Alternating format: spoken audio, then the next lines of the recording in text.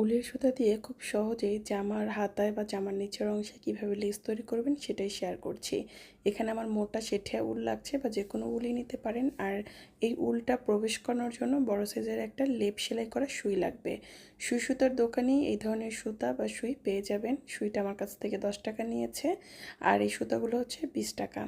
তো আমি এখানে সুন্দর করে সুতাটা নিয়ে নিলাম আর গিট দিয়ে এখন এখানে কাজ করবো। এটা কিন্তু একেবারেই সুন্দর একটা কমলা কালার।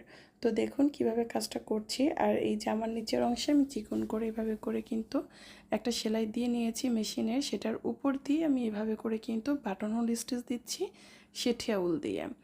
আর এটা যেহেতু একটু মোটা সুতা তাই নিচের অংশটা দেখতে বেশ ভালো লাগবে। উলের সুতা না থাকলে লাচ্ছি সুতাটাকে মোটা করে নিয়েও কিন্তু কাজ করতে পারে, তবে সব থেকে ভালো হয় এরকম উলের সুতাটা দিয়ে করলে। তো এই যে আমি 4টা করে বাটন স্টিচ এবং মাঝখানে একটু গ্যাপ রেখে রেখে কিন্তু সম্পূর্ণ নিচের অংশটা করে ফেলেছি।